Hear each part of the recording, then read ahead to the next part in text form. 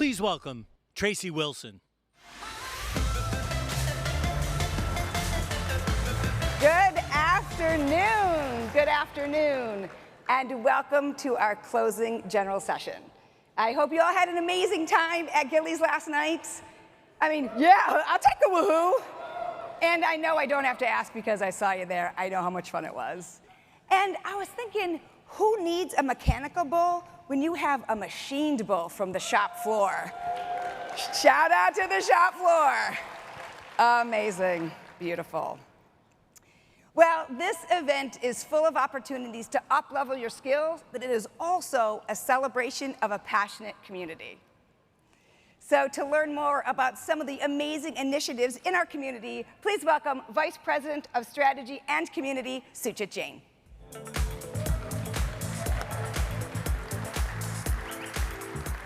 Good afternoon. How's everybody doing? Well, awesome. Wow. So welcome to the final day at 3D Experience World. These past days have been a showcase of passion and innovation. Today, we celebrate Solidworks and 3D Experience platform supporting innovators at every stage, from the classroom to the cutting edge of industry. Now, speaking of classroom, we have just a few students here. So our students, can you please stand up? Guys, workforce of the future. Workforce of the future is right here. Thank you. So as we explore the paths of students, educators, makers, startups, professionals, we are reminded that our software is more than just a tool. It is a constant companion in the quest to shape a better world. So let's welcome our next guest. He is the Director of Research and Technology at Innovation Center at Brandeis University. He embodies the essence of today's focus, bridging the gap between technology and academia. As the founding head of Brandeis Maker Lab and also a professor at the Brandeis International Business School, he is also the pioneer behind Brandeis's inaugural engineering course. Please welcome Ian Roy. Ian.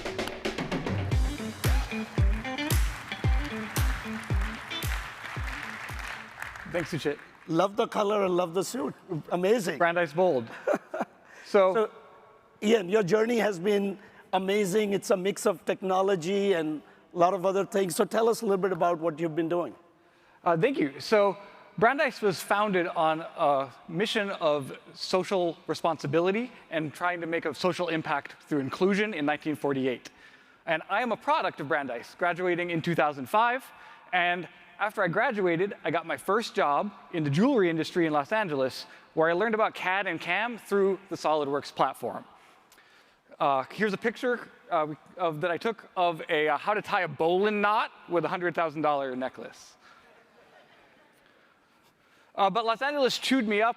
I believe in mistake-driven learning because I've made some terrible mistakes, prompting a total life reboot in 2010.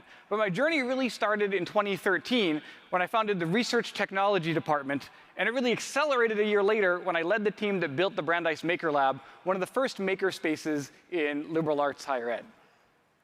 Our first hackathon focused on 3D printing to help someone who has a disability. And we're now running the longest 24-hour social impact hackathon in higher ed, Dice Hacks, where we work on real-world problems from nonprofits local to Waltham, Massachusetts, right next to the Dassault North American. I've been there so many times. Growth happens at the edge of your comfort zone, and the best way to heal yourself is to help others. We built this into coursework. The concept of design to repair the world has become the spine of our new engineering department that just started this past fall. Future faculty may take this in the direction of solving water problems or refugee crisis. But we're starting with the eNable prostheses platform and other open source assistive hardware as a lens to teach CAD and CAM through design thinking. So, right. So, Ian, your work is spanning, intersection of science, humanities, business. So these diverse disciplines are coming together. So how are you putting it in your teaching and projects you do? Our interdisciplinary nature at Brandeis is, I think, our main competitive advantage. We're an R1 research university smushed together with a liberal arts college. And we want the artist sitting next to the scientist, sitting next to the business person, all seeing different opportunities for innovation. We believe that the future of work is very multidisciplinary, and we believe that diversity is the solution to complexity. It will take the myriad of human experience to see around corners and solve the challenges of the next century. A quick example from one project, our support in drone prototyping, from little FPV racing drones up to big surveys that we do for archaeological fieldwork. I've been lucky enough to go on 6 archaeological digs to support 3D scanning of material culture and using drones for large-scale terrestrial survey and mapping. This is a Homeric site in central Greece where students from classics and anthropology are using computer science and engineering tools to understand the business of ancient trade networks. We have built a curriculum to teach not just drone prototyping, but also licensing and operation all over the world. And the latest manifestation of robotics on campus has been led by the head of our automation lab, Tim Hebert, who's coaching our robotics team's deep dive into 3-pound BattleBots at Norwalk Havoc Robotic League. I want to especially thank our students, Vincent and Daniel, from neuroscience and psychology majors for their help with the bot cage all this week. That is amazing, and I'm sure a lot of the people saw what you did at the playground with the bots fighting. Hopefully you all got to drive a little bit. Yep. So Yen, thanks a lot. Amazing work at the intersection of technology, business, humanities, and a lot of other things. So congratulations, and we'll see you at Brandeis. Thanks for having the team here. Thank you.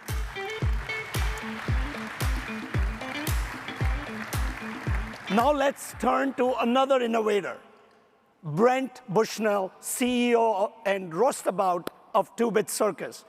Brent is at the forefront of reimagining entertainment, masterfully blending immersive technology with social interaction to create unparalleled engineering fun. Brent, he's already here. Howdy, sir. He's a magician too, he appears. Nice to see you, Suchit. Thanks for having me. You probably, people who've been at 3D Experience World, Solidworks probably saw Brent. He's an amazing guy, amazing speaker, but it'll be very quick and short today. So Brent, tell us how and what you are doing and how SolidWorks is being used in what you're doing. Thanks, Suchit. Yeah, you know, my co-founder and I are both engineers, big nerds that have been building with lasers and fire and robots for years. We built what we call a micro amusement park in the middle of downtown LA. This is a photo of it you can see on the projector. Half a city block with interactive games, a whole carnival midway, robot bartenders, and we built about half the stuff in there. And we did it with SolidWorks. We did it with, you know, we're modeling, we're cutting things out of router tables with router tables and electronics programming. It's a ton of fun. But one of the things I'm most excited about is something we launched today, our open source arcade cabinet. If you were in the Maker Zone, you saw it. It's an incredible solution for a student to be able to download and cut their own arcade cabinet, configure the software, configure the game, which is a fun STEM and STEAM learning experience all on its own. But imagine you then take a credit card payment processor. That student can take it out to a laundromat, out to a cafe, and all of a sudden it's earning passive income for them. So this is, unlike selling a candy bar or anything else, they're out there being able to make money for their community, for their makerspace. We're super excited. All the files are open source. We think it's going to be really cool and it's perfectly a fit for Fab in the Box. Fab in the Box, so we'll talk about it. But thank you, Brent. It was short and quick. Yeah. But thank you for what you're doing out there. Arcade is amazing. Nice to see you. Thank you. So as Brent mentioned, let's quickly talk about Fab in a Box. Let's revisit this initiative we introduced last year, Fab in a Box. This project is a collaborative effort with Fab Foundation and MIT's Center for Bits and Atoms. It continues to push the boundaries of digital fabrication and education. Now, what started as a Fab in a Box, well, it's really a Fab in a cart now. This low-cost, easy-to-use Fab Lab starter kit includes a laser cutter, vinyl cutter, and a 3D printer, all on a custom mobile cart. Now, the best part is it comes with XDesign software, which we are tailoring to allow a seamless transition from CAD to machine control. And best of all, curriculum is all included in there. So the kit will teach educators how to use it with their learners. Stop by Fab Foundation's booth. Well, you probably have already done so. To see the cart built, you might be able to build a balsa wood glider in there and learn more about the project. In the future, you will see learners empowered to fabricate, not just do projects, but also with machines that make them, right? So you'll be able to make machines in using these kinds of kits.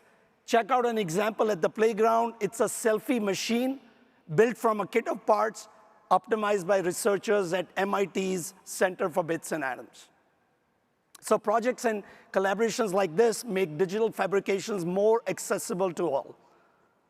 So we are excited, really excited, to teach STEM skills vital to this 21st century workforce and empower young learners to turn their ideas into reality.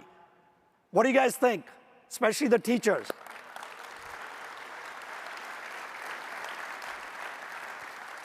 So let's shift gears a little bit. Let's talk about our community. It is clear that the essence of our success lies within this vibrant community. It is heart of our ecosystem. The Solidworks User Group Network and the Solidworks Champions Program are prime examples of this passion and dedication in action. So it is my pleasure to now invite Dan Wagner and Matthew Clegg to the stage. Come on up, guys. Woo! What's up, Suja? Hey, guys. Hey, how's it going? You know, Mike, usually people who know Mike, he has the Bono look with his glasses, but today's the tie, right? And the socks. And the socks. And the Red socks. I'm wearing my red socks too. I don't know if you noticed. I did. So Dan, let's start with you. What's new with the Solidworks User Group Network? Yeah, for sure. We had an awesome year last year. 2023 was filled with amazing SolidWorks community events all over the world. And I'm excited to say today that we finished the year with more active groups than ever before. 150 groups, 36 countries held a meeting last year. A lot of those folks are here today, which is awesome. Yeah. Thank you. We added nearly 50 groups to the network as well, which was just amazing. Epic keystone events like Iron Swug, Slug Me, the West Michigan Lakeshore Summit. These were amazing events. In West Michigan, Sucha, we had 200 people. So you were there. I was there, I remember. In person, full day, technical event. It was awesome. We encourage every SolidWorks user, you should join your local group, engage with this incredible network of SolidWorks enthusiasts. Wherever you are, this network is stronger than ever before. So I know this all is great, and earlier this week you had the Swagin Summit. We did. And you gave away some awards, right? We did. Monday night, yeah, some awesome people on this slide, and in keeping with tradition, we saved the two very most special awards for today with everybody. So without any further ado, the Michelle Pillars Community Award goes to Adam Ebernecker. Woo! Adam, please stand up.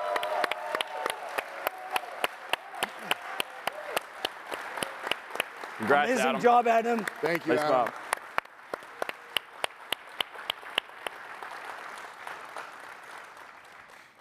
And finally, the Wayne Tiffany User Group Leader of the Year Award goes to Prasad Adiga from India. Woo!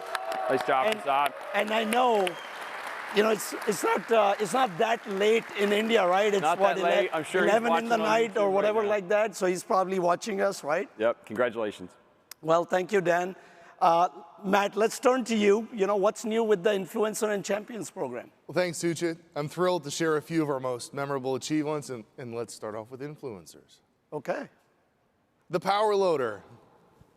Pretty cool. Pretty awesome. The SolidWorks Influencer Program is a vibrant global community of 17 YouTube influencers who use SolidWorks to bring their ideas to life. Well, so you see up on the screen, Ben and Bogdan are here from Hacksmith Industries. They brought in their incredible machine. I'm sure a lot of you have seen them, and they brought it all the way from their research facility in Ontario, Canada. So tell us more about that. So the incredibly creative team at Hacksmith has indeed brought their power loader here. With thousands of engineering hours, fabrication hours, created this fully functional replica, all designed in SolidWorks. Standing at 11 feet tall, this hydraulic mech has 13 degrees of freedom and can easily pick up and tear apart a car. I'm happy to say we used a pallet. No one's car got damaged today if you saw it. This machine is awesome. So the John Paulo's car is safe, right? Safe. It is, yes. Okay. And now for the SolidWorks Champions program. We acknowledge and connect community members from around the world who go above and beyond in sharing their SolidWorks passion and expertise. Well, so speaking of expertise, how do you really measure the expertise? Certification is how we do that, and I'm proud to say we have 464 certified SolidWorks professionals and 239 SolidWorks experts. That is Yeah. impressive. Thank you. Impressive. It's time for us to announce another community award winner, someone who has made substantial contributions to our global community tracing back to 1996. 1996. That's right. To this day, he serves as the master part template for all SolidWorks community members, welcoming, technically formidable, and tirelessly helpful. So tireless, right? How tireless? I know the person. I know he doesn't sleep, or maybe he does. Yeah. All we know is the 2023 SolidWorks Champ of the Year has single-handedly answered over 4,000 user-generated questions within our 3D Swim digital communities over the last 8 years. Some say he delicately whispers passages from the latest What's New in SolidWorks release notes while he sleeps. All we know is he is called Eric Beatty. Eric Beatty. Woo! Eric!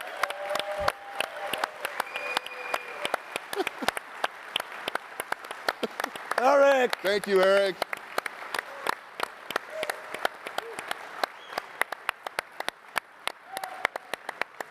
All right. So thank you, Dan and Matt, what you do for the community, inspiring the whole team. Thank you for leading it. Thank you, Sucha. Thanks, Great Sucha. guys. Thanks, Thank everybody. you.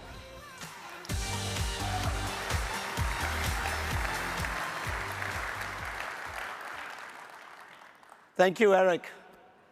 So through SolidWorks certification, we have empowered over 800,000 professionals, enhancing their careers and meeting industry demands. In 2023 alone, we issued 100,000 certification. So now let's give a special shout out to all the certified users in the audience today and everywhere across in streaming, whomever they're listening. Guys, let's give them a big, big round of applause.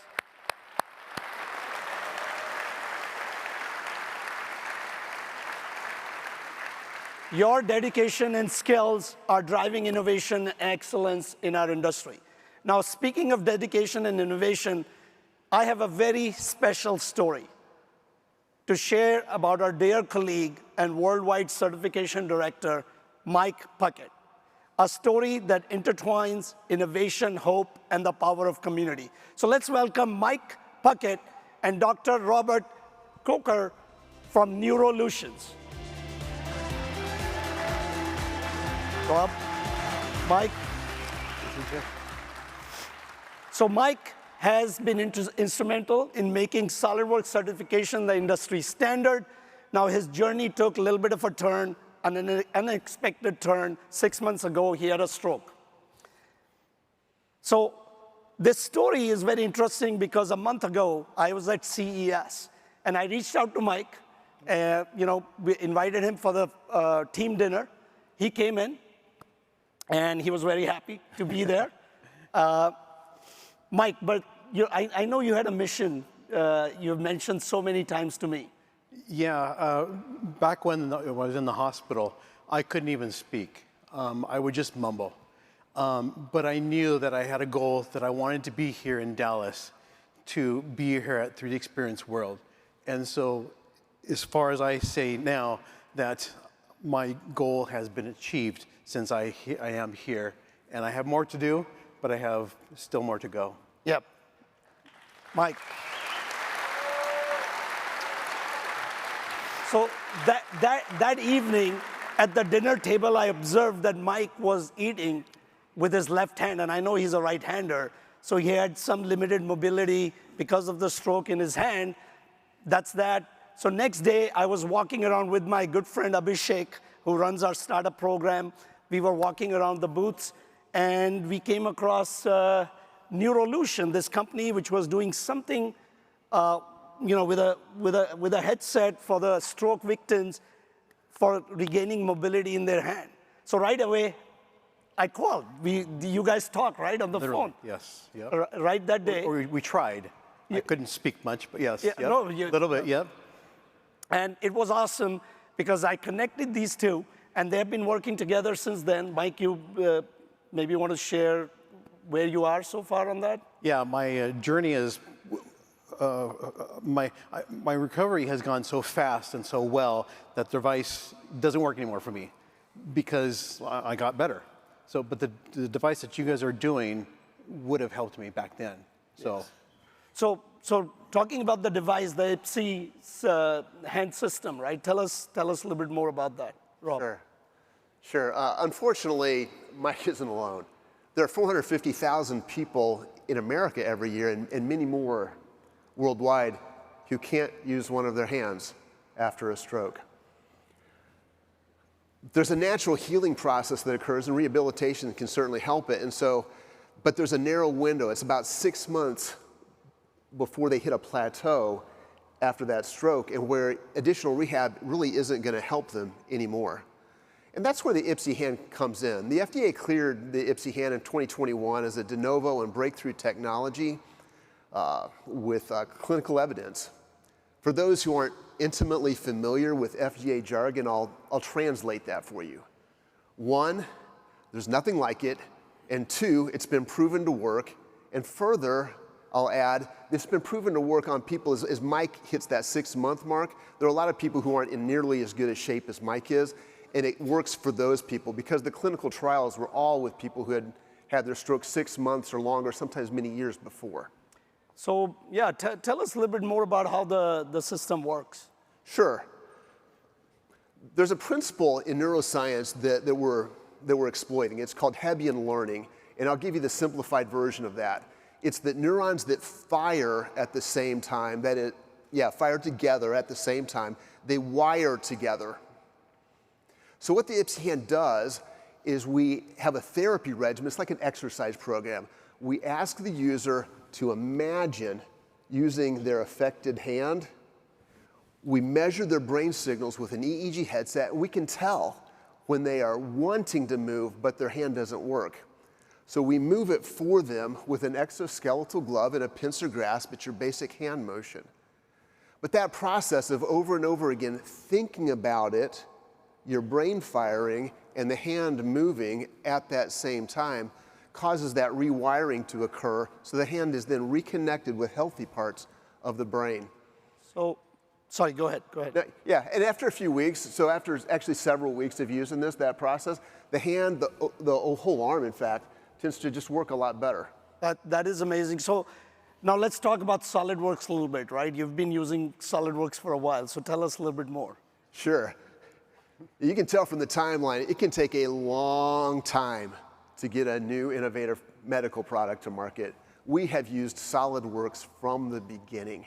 From the very first units we made used in the first clinical trials, evolution of that, a redesign, an evolution of that to where we are today, and looking forward to a further redesign in the future. We've just used Solidworks that whole time, and it's helped us immensely, from whether that's that ideation or concept phase to actually building the thing out to tweaking it for manufacturability. It's worked for all the phases. I mean, it's not an exaggeration, Suchit, to say that because of Solidworks, we can do what we do. It is amazing. You know, Solidworks helped them build the solution. Now this solution will help Solidworks people. Amazing, guys. Let's give them Neurolutions a round of applause. You know, this story really exemplifies how our work goes beyond software. It's about empowering people like Mike and countless others like Mike. Solidworks, of course, isn't a tool for creating products. It's a platform that enables innovations that transforms lives. So thank you, guys. Thank you for being here. Thank you. Thank you, Mike. Thank you.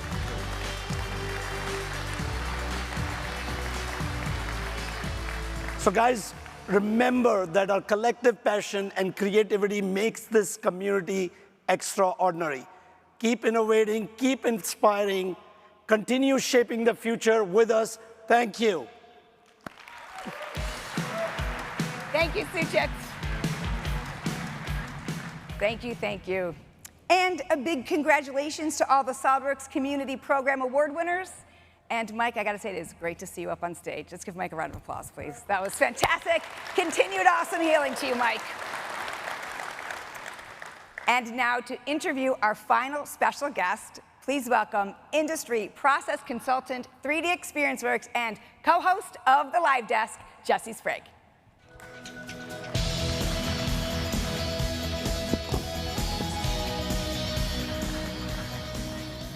Well, it's wonderful to see Mike here, isn't it? It's my pleasure to introduce our next speaker. 32 years in Formula One, not just a long career though, a storied one as well. Williams, McLaren, Mercedes, from slaying giants with limited resources in the early days of Williams to complete dominance with the Mercedes team. He's been a part of 12 championship-winning teams, 7 drivers, 5 constructors, 10 Race Car of the Year awards. Since then, he's gone on to found Zero Petroleum, a synthetic fuel company that aims to revolutionize the way that we use internal combustion engines. I'm speaking, of course, about Paddy Lowe. Paddy?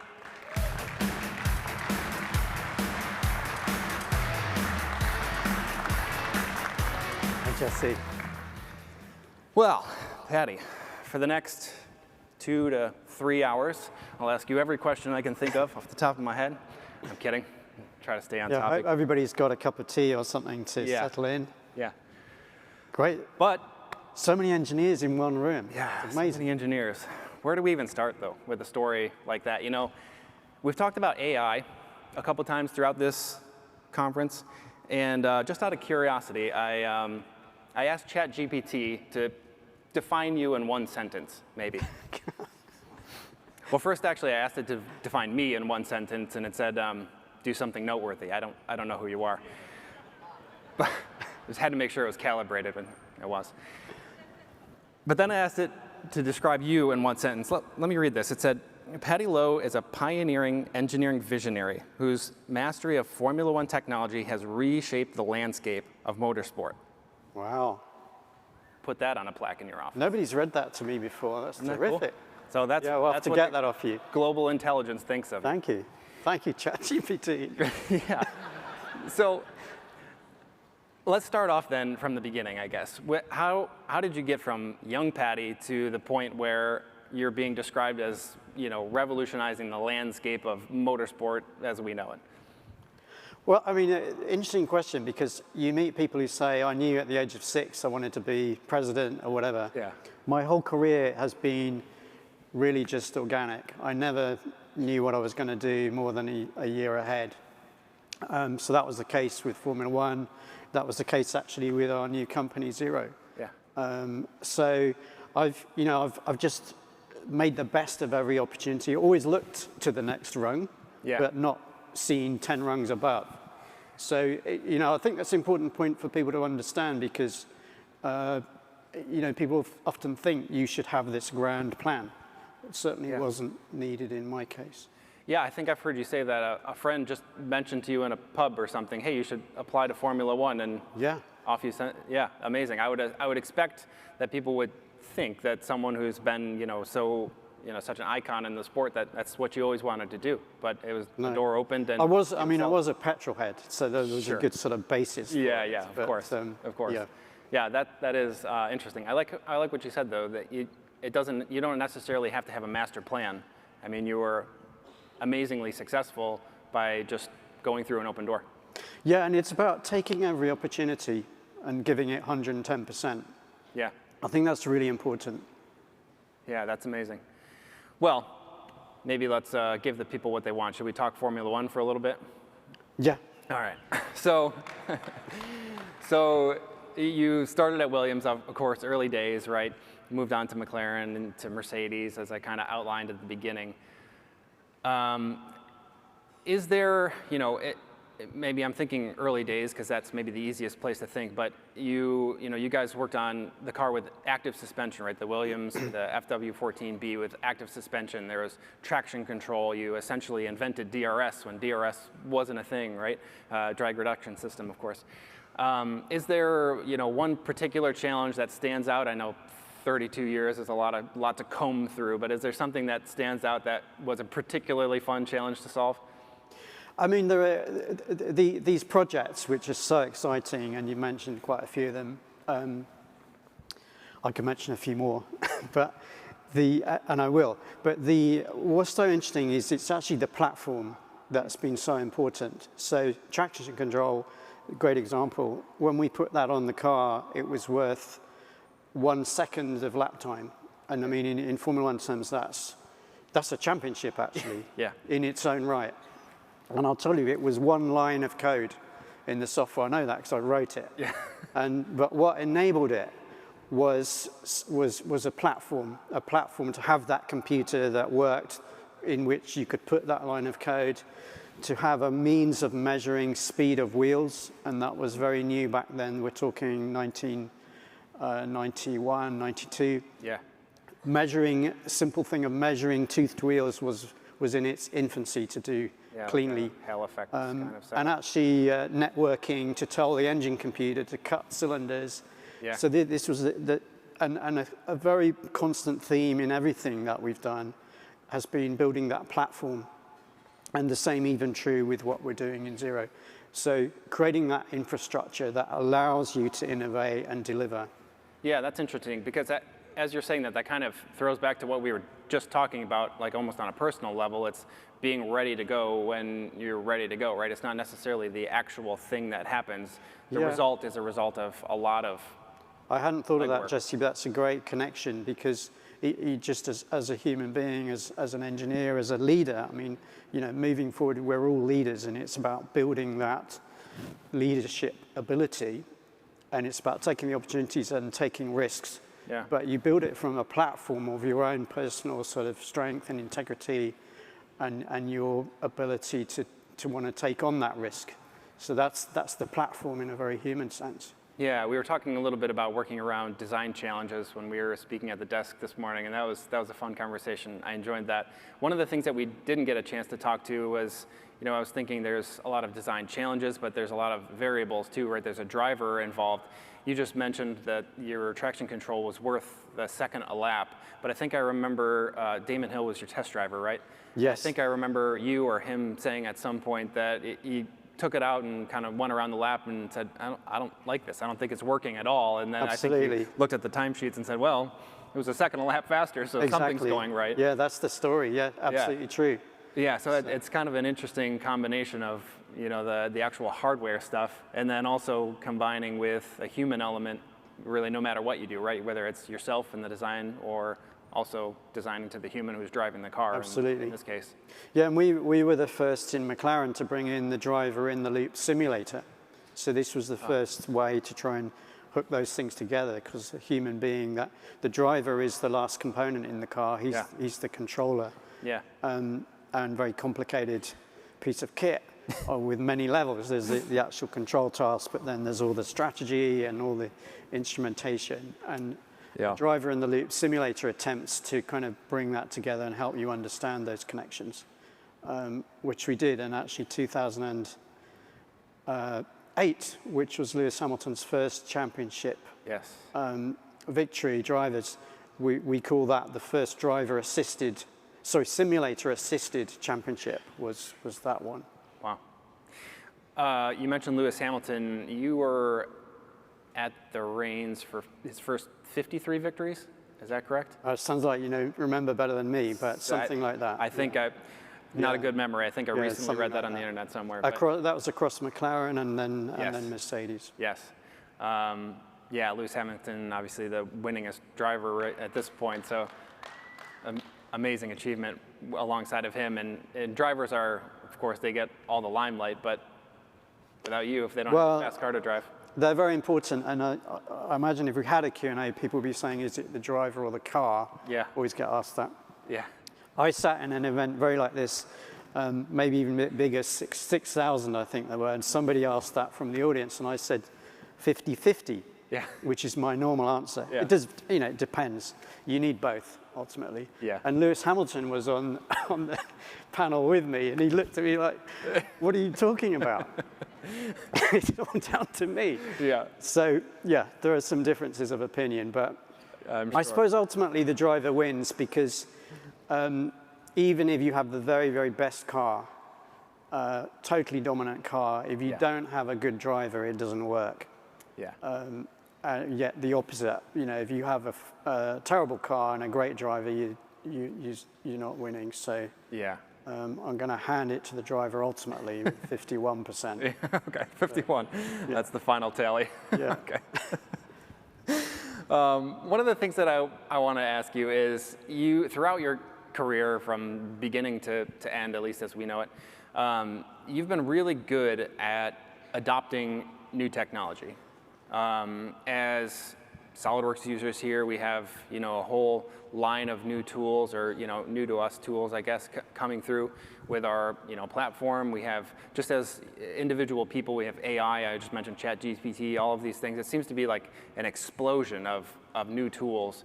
I would love to hear from you if there's some particular philosophy or mindset or something that you've used to be able to adapt tools or identify what is going to be helpful for you. I wouldn't say there's any set pattern there, but as I mentioned earlier, around capability, it's really important. I'll come back to that. I do recommend, not just for me, but for the information, the piece we did earlier, that will be on the video where we talked about constraint. And Formula One is a set of constraints, and our constraint drives innovation. So that's really worth watching. I can recommend that. I like you plugging our own content. That's good. It's on the live YouTube channel. Follow along. But it comes back to this capability, the platform, and this is a genuine insight into how we drove the team in those periods of success that you mentioned earlier, Jesse. So I did this both in McLaren and in Mercedes. Is understanding that point that how do you win races? You need a quick car, but actually a quick car is a consequence of a capability and a platform, and includes the innovation, the team, the people, as well as the technology and the tools that they use, which you're constantly developing. So the lap time is a consequence of your capability. So as engineers, we should always be pushing to improve what we do, rather than just turning the handle. What is the way to make my job more efficient, delivering cheaper, better product, or doing it quicker? That's your capability. But don't even relax at that point, because even if you're developing capability all the time, you can be doing it quite slowly, and then you're in R&D, you're in that's almost an academia type of profile. So no, you've got to improve your capability quicker than everybody else. So you're making your systems better, your platform better at a higher rate than your competitors. And this is very, very much how we worked in Formula One. If we were losing to Red Bull, we need to be designing our capability to churn out performance at a higher rate than they are. And those are two derivatives in there if you're a mathematician. You need to be getting better at getting better faster than they are. Exactly. And that's the mindset. And if there's one thing you might take away from today, it's just think that, that is a genuine philosophy that we drove into every engineer in the team, is think about, what improvement you're going to make, and how can I make that improvement twice as quickly? Right. Leave it to a Formula One engineer to apply calculus to professional development. Yes. That sounds about right. I'm going to skip forward a little bit. So there was, you've mentioned that Formula One is kind of a display of energy, and you're now moving into energy itself, right, with your new company. Was there a point in time that you realized that it was energy itself that was actually really interesting to you, or has that just always been the case? That's a fascinating question. I'm just going to quickly explain what a synthetic fuel is for everybody. Please. So our company is called Zero. We make synthetic fuel, and sometimes that's called electrofuel or e-fuel or power to liquids. And essentially, it's a circular process. So we're making hydrocarbons, so gasoline, jet fuel, diesel fuel, just like we have today, but rather than digging it up, you're making it from hydrogen from water and from carbon dioxide from the air. So it's a completely renewable process. So very, very exciting, and I'll leave it there for a minute. But energy, you know, and these fuels are all about energy. It was only a realization actually when we'd set the company up, Zero, and I was sort of clocking through, well, why have I done this? Why did it excite me? And I started to express that, you know, Formula One is actually a display of energy, you know, sound, glowing brakes, dynamics in motion, that's the drama. If you take me to an air show, I don't want to look at little sort of aerobatics and things. All I want to see is the reheat on a fast jet. That's the only thing that interests me. I went to the Kennedy Space Center a couple of years back, and the only thing I wanted to look at was the F1 engine itself. You know, these things, and just some stats to throw out. I don't know if you know that. The fuel pump on one of those 5 Saturn V engines, just one fuel pump on one engine is 55,000 horsepower. Wow. So to just give us an idea of scale. I love that sort of thing. So yeah, energy is the thing. And you know, it's just very nice to turn around, you know, be moving now into creating that feeling of sustainable delivery of energy. I think, if I'm honest, from the minute I rode my first motorbike at age 17, there's always been this thing of fossil fuels being finite. They're running out, and now they're causing other problems. And I really look forward, and it's just not many months away that I will put a sustainable, fully sustainable fuel in my motorbike or car and feel the joy of that, knowing that, you know, this is can be made indefinitely without any impact. I wondered that before I met you this morning. And in talking to you, I'm really enjoying your approach of there is some enjoyment in it, you know, because I think the internal combustion engine is kind of a special device. You know, it's a very emotional device. People have a very emotional connection to it. It's kind of a living and breathing thing. It's almost more human than it is a mechanical device. I think a lot of people are connected to it. I'm certainly one of them. So it's really exciting to me that you're, you know, working on these solutions that can keep that going, sustain that in a responsible way. It gets me worked up sometimes, you know, thinking that my kids could not hear the sounds that some of these things make. I think I'm literally getting choked up about it. I think there's an interview with Lewis Hamilton somewhere along the way a couple years ago that he's, you know, mid-sentence and Alonso's V10 or V12 or something goes by and he just stops, his eyes goes as big as saucers.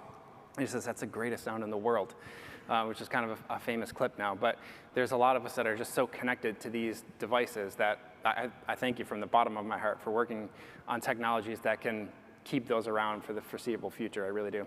Thank you, Jesse. Well, I think it's interesting. Thank you, everyone. No, thank you so much. I mean, you know, it's a totally new venture. It's a very big space to fill against, you know, an established industry.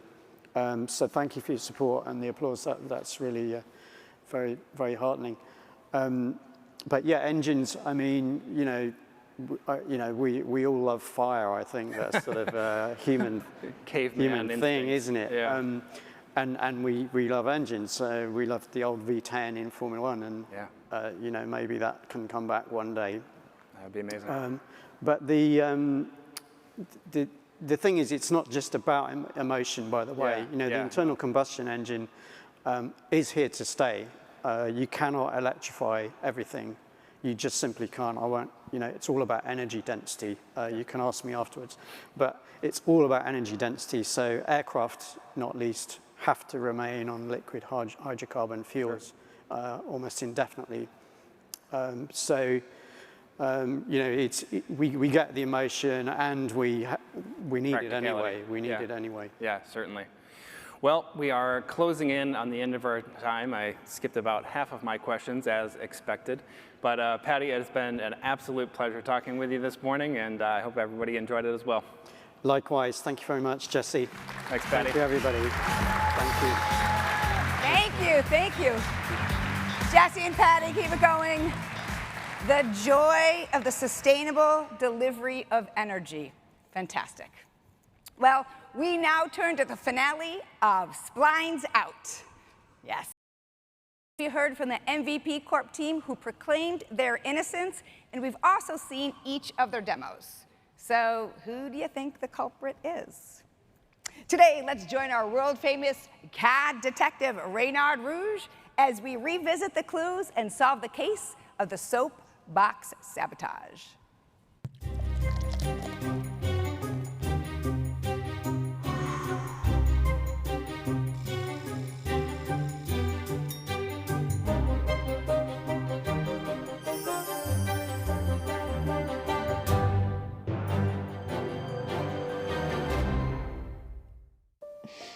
What's up, everybody? Now, I know you can't see through these shades, but these are real tears that Chad is crying. 10 million views. 10 million views on my Extrudo Cup coverage. But I am shocked. I just heard from Extrudo that your boy Chad is not getting renewed. No sponsorship? No non-disclosure.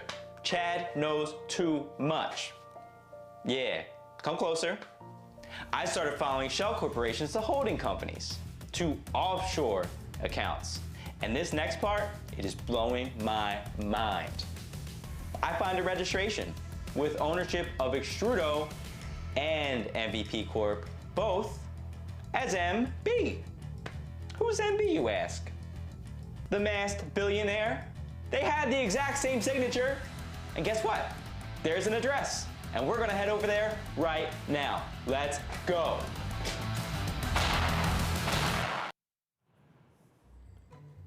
Can y'all see my tablet okay? Right. Ladies and gentlemen, kindly turn your attention to my lean board in the case of the Extrudo Cup crash. Just which members of this MVP team are responsible will soon become apparent. Now, Andy had motive. He has had 6 hardware denials and last-minute changes, enough to drive any of us into a caffeine-fueled mania.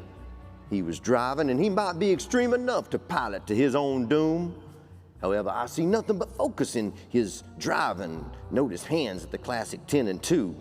Now, while his arm broken turned out to be a fake, was it willful deceit or a personal overreaction? Elk, we all agree your initial lightweight into the front end is fine work. Did you go too far and undermine the structural integrity in another revision? I will say Elk certainly appears surprised by the crash. In fact, from the outside, the final car doesn't look sabotaged at all. Perhaps no one knew what he was stepping into on race day. Mike, maybe you want such a mellow mushroom squawking like a plucked hen about incomplete metadata. Note that Mike barely bumped his little old knee, safely cushioned behind his team. Now, were those red herring bearings a managerial attempt at humor or a distraction to your real changes? Around a collaborative space, of that I am certain, trying to outfox Reynard behind a thicket of branches and merges. Already we have more problems here than a hunting dog has fleas, but let's just cut to the chase. Who changed the structure and who approved the release? And what are we to make of this Extrudo stuff? This goes way beyond the crash at the Cup. And as always, these influencer channels, y'all been following Chad? He's speculating that MVP, Extrudo, and the masked billionaire are tied up in this all together. MB, one and the same as my employer. If only we had more time. Alas, let's just bring this home and answer the most immediate question with the simple drag and drop of the product structure here to the place, and we're gonna... Excuse me, sorry, Reynard, but this just arrived. It's virtually cold carbonated and still in beta. They gave me an entire keg of the new sweet and sour. Sweet! Brenda's got the Extrudo R&D hookup. Does anyone know how to tap one of these? I'm the beta tester around here. No, I got this. Bro, you just get the cups. Stop it. This. No, Time out. This. I feel like Obviously, we all know who the culprit is here, but for the sake of alignment, could you fill us all in, please? Well, recall, if you will, the masked billionaire's instructions were everyone expected to present. Now, who here has yet to show his or her work? Oh, I don't think he meant everyone. I'm just the intern, remember? Humor me for a moment, will you? And log in and show us your dashboard. It is mostly GIFs and memes and swim, you know, standard work stuff. I don't think so, Brenda. Everything there is Extrudo. How about that sweet and sour, huh? Let's get your taste buds twisted along a path, right? Brenda, what is Eric talking about? All right, fine, you got me. I'm a huge Extrudo fangirl, okay? Ever since my first sip 5 years ago, I have been hooked. Plus, it's an amazing company. Now, according to Wikipedia, it's a terrible company on the verge of bankruptcy ever since inception, and Wall Street has called it the worst niche product since the reversible toilet. Wrong! It's delicious and fully constrained. And somewhere out there right now, thousands of designers are gathered in places like Dallas, in desperate need of CAD-specific refreshment. No, I don't for that. In fact, I don't see how Extrudo's ownership can sleep at night. Never mind all the caffeine. We sleep just fine. We? Is she saying what I think she's saying? Brenda, are you telling us? Bro, what is going on right now? Ha! You haven't even seen the boost we got from the Extrudo Cup this weekend. Oh, frankly, my dear, I'd love to see that boost. Look at our top line revenue. And during cup season every year, we actually make an operating income. With this year's buzz, we're looking at triple-digit growth, baby. Have you seen the markets? Extrudo's up 14%. You MVP guys are tough. You'll survive to design another day. There are tailwinds helping us here. Semi-sophisticated consumers, like you three, are tired of big beverage. Global sentiment on caffeine is positive. In regions like Northern Europe, peppy right now. In April, in Velizy, we'll be serving on the clock. With my factory layout already complete, there might even be enough room for quality time. But guys, seriously, investigation is blocking my critical path, and I do hate breaking a dependency. Flavors in our pipeline. With flavor like this, we must be living in a simulation. Fruit punch, a well-rounded and perfect lemon live tart. Sub delight, sculpted oranges. Critical component of a plan, social media strategy. The cup was always the focal point for this. We would get massive coverage of the brightest minds competing in a well-hydrated engineering nirvana. But that's not how the real world works, is it? No, it was the video of the fails that went viral each year. Luckily, this did miracles for our brand awareness. And you three were always crowd favorites. We've revamped our influencer program in science channels like Crazy Cad Kevin, Sheet Metal Sharon. If you aren't following them, your kids probably are. And this year, we break out of the Danny Dozen Cans demographic. Soon, we'll be on tap in every client boardroom and reseller office across the globe. My only hope for triple-digit growth was to get more attention on the brand. Unfortunately for you, that meant more crashes at the cup. How did an intern do all that? I didn't even think they got paid. I think it's been in front of us all along. Isn't that right, Brenda MB? MB, masked billionaire. Stupid name. Fine, you got me again. And MVP Corp? Yeah, I own this too. Whoa. So you're like totally loaded, huh? 5 years ago, I thought it would be fun to see what engineers do. You know, like an undercover boss. Turned out the only thing interesting was your massive thirst for energy drinks. That's when I leveraged everything and bought the controlling shares in Extrudo. And now here we are. So far, all this makes sense, except why hire me? Why this investigation? Reynard, 4 years of crashes on the same first corner, and the board starts to ask questions. You were supposed to pin this on these three clowns half an hour ago. But you hired the best, Reynard Rouge. Yeah, right. So plan B was no bio breaks, and I figured I'd fill them up on Extrudo until... Until one of them just confessed so they could go pee. Hey, wise up, everybody? It's your boy Chad, live. Excuse me, miss. Aren't you Brenda MB? MB, mashed billionaire? Listen, Scooby-Doo, they've already figured it out. Oh, dang it. Cut. Oh, that may be, but you know, there's still 100 million viewers out there who have yet to hear any of this fantastic story. 100 million?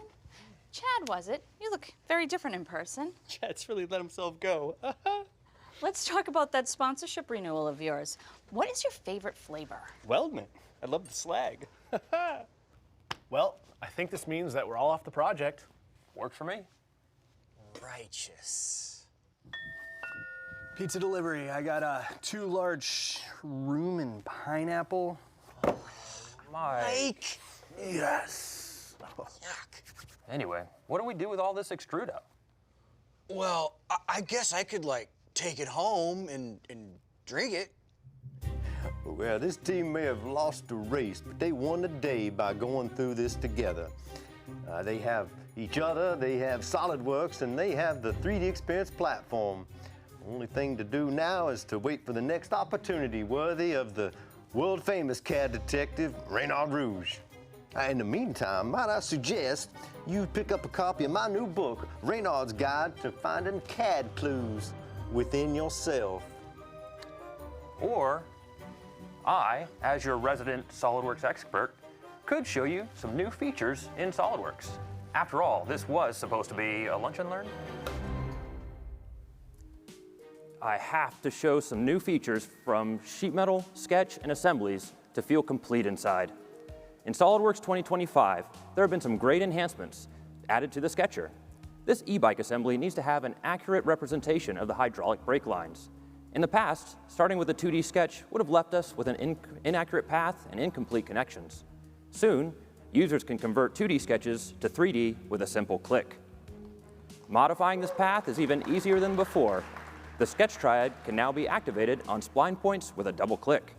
This really streamlines positioning complex 3D splines. Tab and slot design means more simplicity and precision for the shop.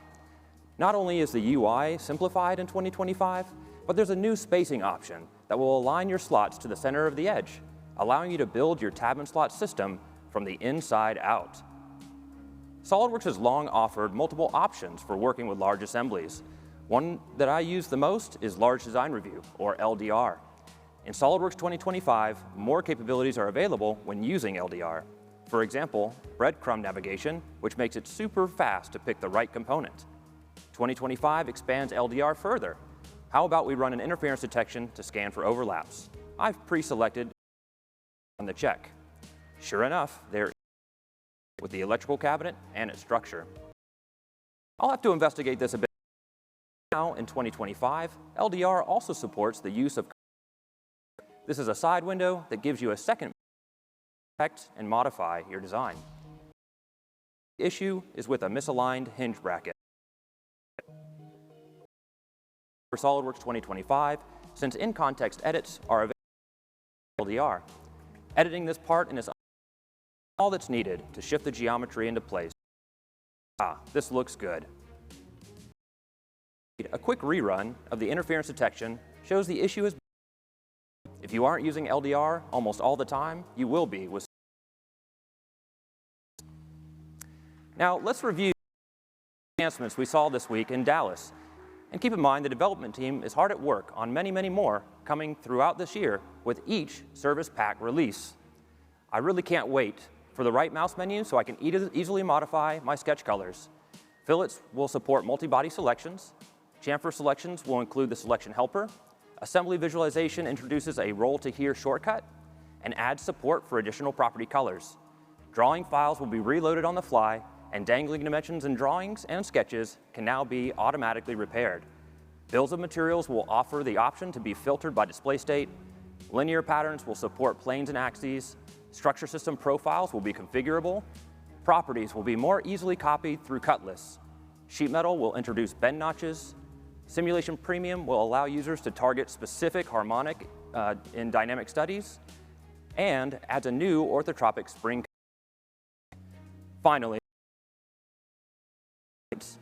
let's recap some of the 3D Experience Works roles the team used this week.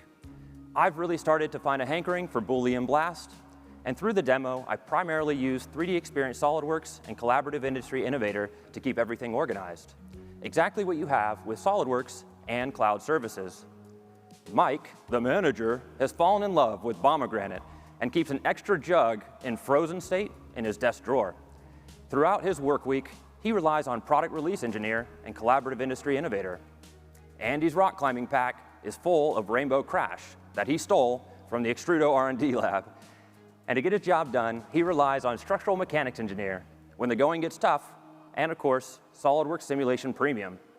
Reynard Rouge keeps his thirst quenched with a cold, sweet feature tea, fitting for a Southerner. And throughout the week, he kept track of all of these clues with Lean Team Player. Brenda loves the kick of extra strength over constrained. To keep her creativity flowing, she leverages 3D Swimmer. On the production side, factory flow simulation is helping her take over the world one Extrudo can at a time. And of course, with Project Planner and Social Business Analyst, without Project Planner and Social Business Analyst, Brenda would have struggled to keep her scheme on track. All right, finally, remember team, let's keep our SolidWorks updated throughout the year so we can all use the new capabilities together. Whew, these demos are making me thirsty. I think maybe you should stick to water. Great job. Well done, everybody. Woo! Miss Tracy, we're all going to go to one of those escape rooms. Would you care to join us? I got a coupon. Oh, maybe in just a minute. I got to do something first. Oh, I see. Okay. That'd be kind of fun, actually. Well, I did not see that coming. But perhaps a happy ending after all. The team is off the project, and Extrudo might still have a chance at its triple-digit growth. So thank you to the team for those great demos, and also for a little fun drama. Yeah, sure. Of course. The lessons, though, are pretty clear. Stay up to date on SolidWorks so you can incorporate enhancements like these. And explore the 3D Experience Works portfolio, where there's a ton of power to complement your CAD. The first place to start with the platform is cloud services. No mystery there. Oh, how are we at the end of this event already? I can't, it has gone by so quickly. It has been amazing. Thank you so very much for having me back. It has been a pleasure and a privilege to celebrate this 25th anniversary with you. Thank you, thank you, thank you so very much. Thanks.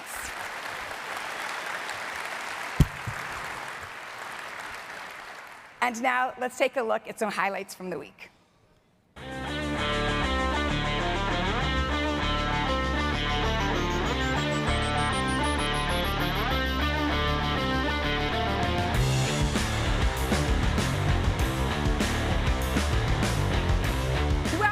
To Dallas, and welcome to 3D Experience World 2024! Jean-Paul Bassi! This is the 25th anniversary of this event. We'll work together to imagine what the next 25 years will look like. you are the most vibrant design community on the planet. AI is a reality at Solidworks. It's not a future concept. Future is now. We're problem solvers. Technology advancement is what we do.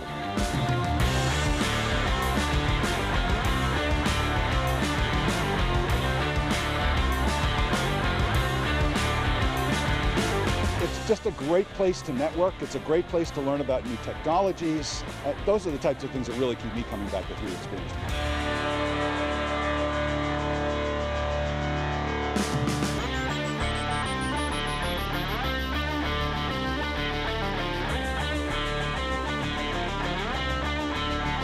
There's this strong community. It's fun to see people that you don't see except for here. Our journey into the future of innovation continues.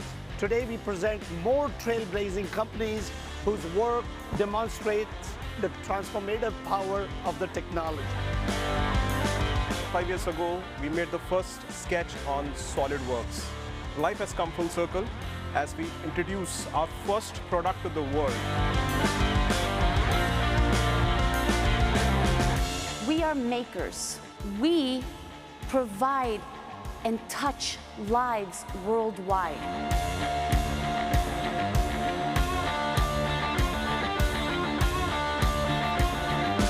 Everyone here is super knowledgeable on what they're presenting, which is super nice, and I'm just absorbing as much information as possible.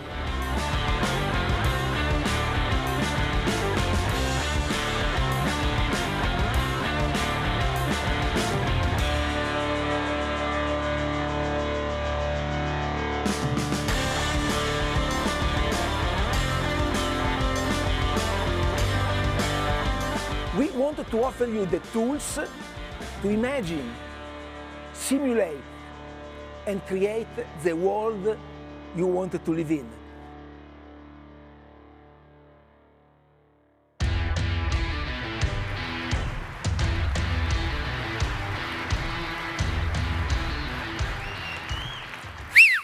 Yes, thank you. Thank you, everybody. When it comes to this phase of world, of course, it is half sad and half happy.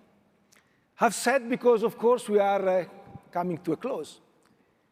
Half happy because we are coming to a close, you know.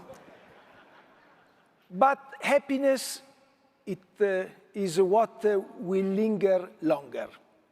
For exactly 1 year, until next time we'll be together. Happiness because of you. You came, first of all. Thank you very much. But you came with something special, with your passion and with your heart. And this is what makes me and all of us very happy. So I want you to be happy as well. I want to thank you for this. I hope you bring home the reflection of your energy and passion as well. I hope you have conveyed the same happiness and passion. And I hope we have reinforced the trust that we have each other, because this is a special year, 25th anniversary. We have talked about the next 25 years. And I think we have shared a compelling vision. And when you go home, I want you to remember one thing. And this is why I brought this bull on stage with me. I think all of you have seen how it is realized in our beautiful playground, because yes, we are makers at heart. This bull has been completely virtualized. Every single part of the process has been virtualized. The ideation, there was a reverse engineering, I understand. It was coming from a cloud of points, then it was transformed into surfaces, put into amazing Solidworks. I think X-shape was used, optimized, polished, production path optimized. This comes out of a single machine, 5 axes, true magic. But the important thing is that it will be there forever. And Mike is already working to make this faster. The reason is I want to produce many more of these and create a special competition around the beautiful bull. But the message that I want you to bring home is that total virtualization is what will drive us for the next 25 years. This is what we believe is necessary for our customers, for your companies to thrive in the 21st century, because we need to work different, products need to perform different, products need to incorporate new values, society is changing and the world is changing. And therefore, only total virtualization of every single asset, every single process is what will allow you to optimize everything, to create the data that will give you the best analytics that will tell you how to get better and better in the future. Because only the companies that will master this continuous improvement process will thrive and will dominate in your industries. So this is the message that I want you to take home. Also, I want to share other things, a couple of other things. I don't know if you remember, a few years back, I came on board on a surfboard. I came on the stage on a surfboard, and I surfed on the beautiful waters of Mexico. There was a video. I still fondly remember. It was a lot of fun. This year I came with an electric Shelby car, Shelby Cobra. Amazing, beautiful driving experience. What is left? I think next I want to fly on the stage. You know what? I think it's possible. And you know why it's possible? Because we have an amazing team. And now I would like actually to especially thank this team, because we don't do this often enough. We have an amazing team behind and in front of the scenes. Hundreds of employees, of customers that worked relentlessly to make this event unforgettable, as I hope it is for you.